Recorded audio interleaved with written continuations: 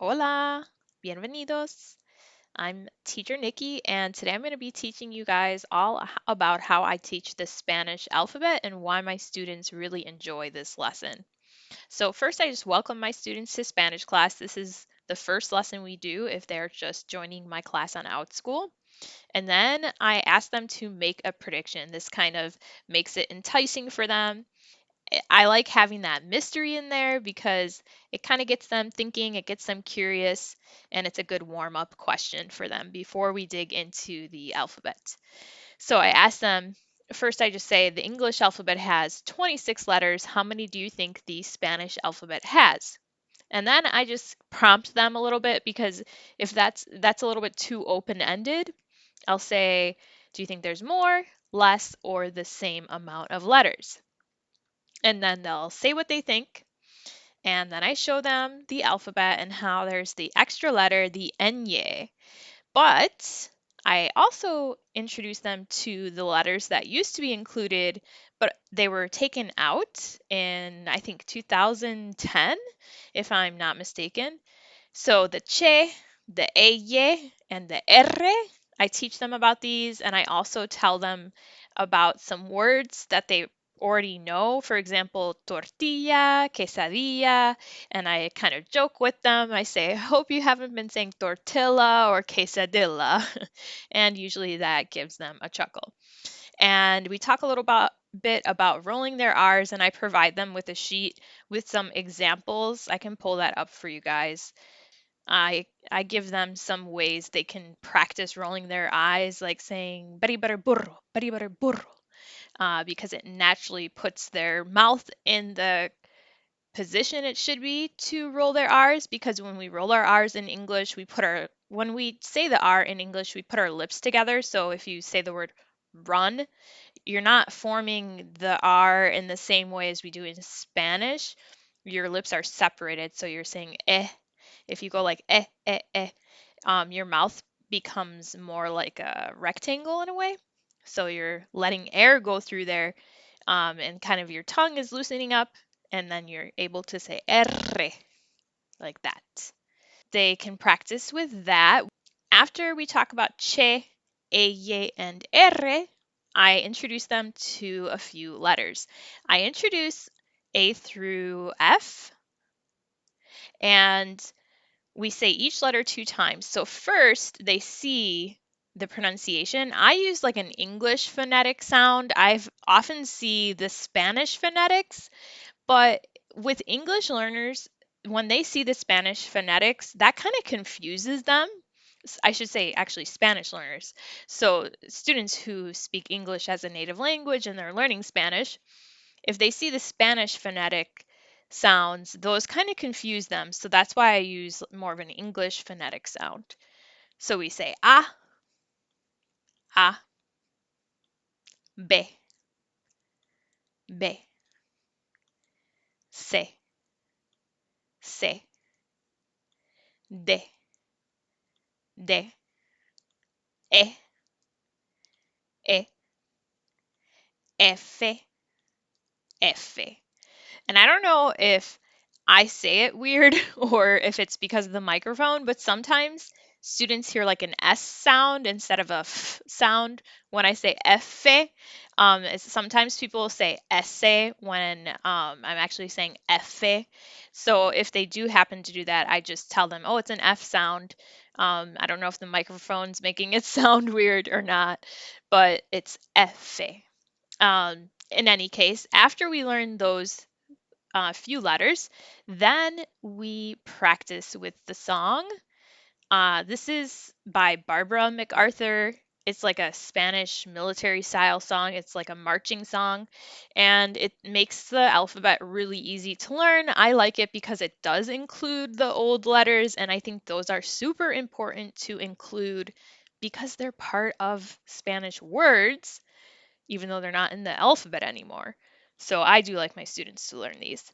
So then I teach them the tune of that song before we just jump in and listen to it. So I say A, B, C, D, E, F, A, but I will break it down for them much more.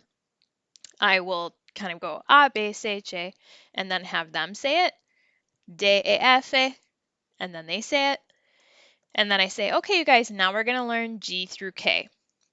And after I teach G through K, I do the same thing. I go through he, he, until we get through K. After that, then I go back and I talk to them about the sounds of some of these letters, and I annotate on the screen when I'm on Zoom, and I say, okay, C can have two sounds just like English. So I'll just put a text box on here to show you guys what I tell them. I have to change this to a different font. Okay, so in English, when we say city, it has that S sound. Or if we say car, there's a K sound. So it's the same as Spanish. Ciudad, carro. And you'll have the S sound with words that are CE or CI. And you have the K sound for CA, CO, or CU. And I let them know that is the same as English. And with the letter he, that is a G sound, just like English. There's two sounds for G. So if we say the word giant, you hear it like a J, but this one is not the same in Spanish. And then if we say go, you hear the G sound. But I'll just say, we don't have that J sound. Instead, it's a H sound, like an H sound. So if we say the word giant, which is gigante, you hear a H and a G sound. Gigante does mean giant, though. So two sounds for G, H and G. Now, the H is silent. So I'll ask them, do you know how to say hello in Spanish? And they usually know how to say that, hola. And I'm like, do you hear the H? It's like that for all the words. It's silent for all the words.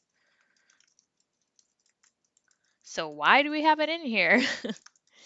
Well, there's an argument to remove the H, but it's stuck around. And sometimes those letters transfer from other languages, so that could be why we see it in Spanish too. Now J, guess what sound this makes? J sounds like H. So if we hear the word joven, that's supposed to be an N, joven means young. So you have the sound for J and sometimes for G. And this is with the G, I let them know as well that it's only with GI and GE when you hear the H sound. If it's GA, GO, or GU, it's a G sound. So like gato means cat. You hear it as a G. And then after we go through all that, then I teach them the next part of the song. So before we go through that tune of the song though, I have them just say each letter again since we took such a big break going through the pronunciation of the letters and the different sounds of the letters. So we'll just say he, h, I, jota, ka. And then I'll teach them he, h, I, jota, ka. And then I'll tell them, all right, we're going to go through L through P. After we go through and practice each one of those, we'll come back and I'll teach them elle, ella, and you'll have to excuse me, ame, ane, enye, ope. And then we'll learn Q through T, Q, R, R, S, T. And R, you can roll your R here, but it's not as strong as the double R. So then I'll teach them Q, R, R, S, T, going back to this set here, ame, ane, enye. A lot of times people want to say enye, enye 2 times for whatever reason, but I will kind of help them through with that and just say, okay, just remember this first one doesn't have a Y. It's ene, enye, ene, enye, ame, ane, enye, ope. And so after we practice each set, I'll go through and repeat it again. So after we learn G through K, we'll come back to the top.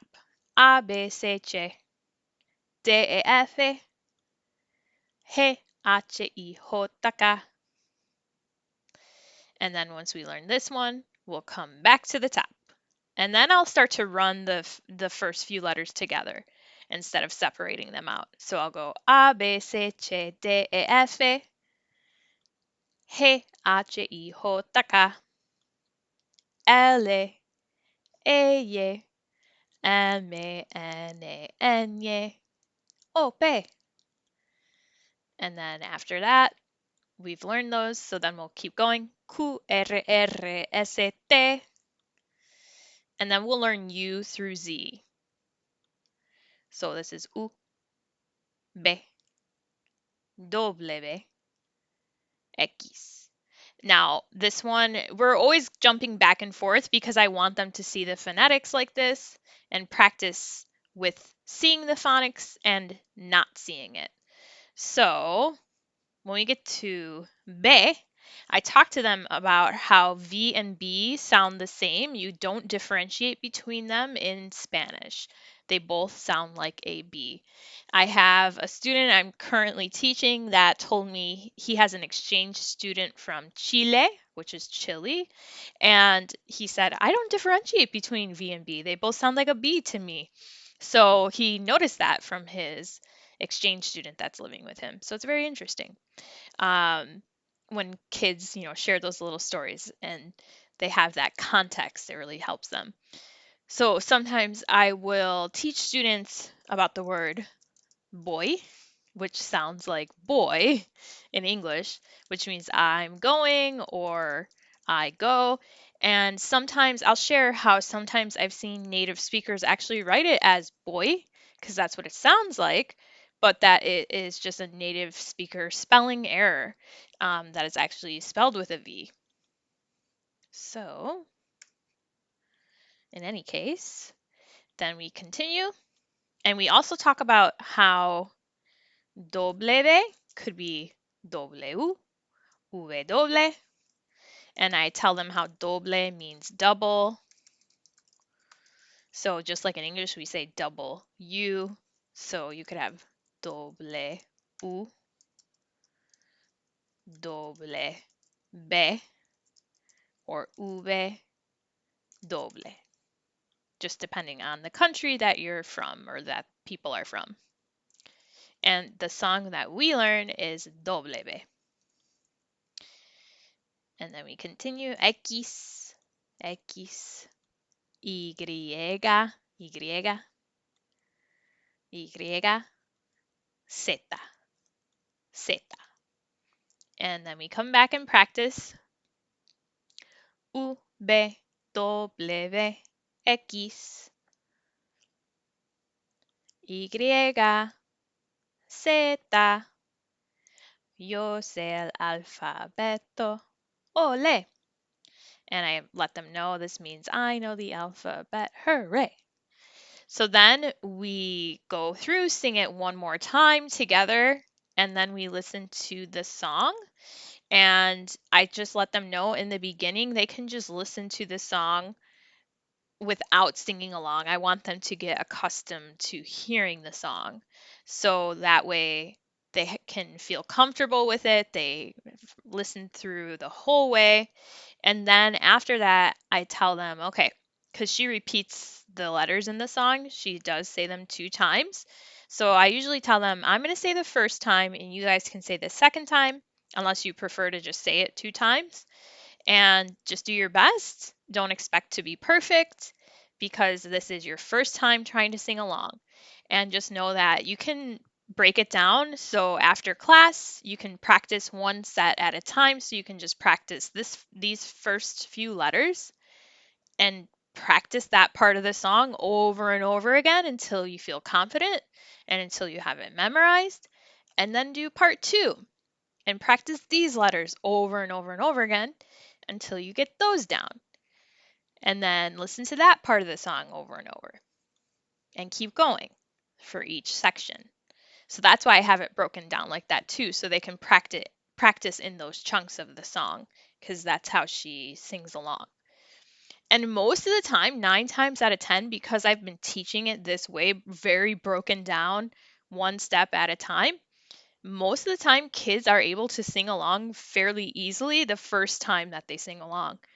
Um, or they're at least in the middle.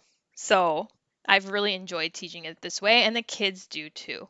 And I'm teaching it this way to both elementary and middle school students. I actually learned this song when I was in high school, so I don't think it's too childish to play even with high school age students. It really works for all ages because it's just a basic song. It's not like a kiddie song. So I hope you guys enjoyed how I teach the Spanish alphabet, and I will see you in the next video.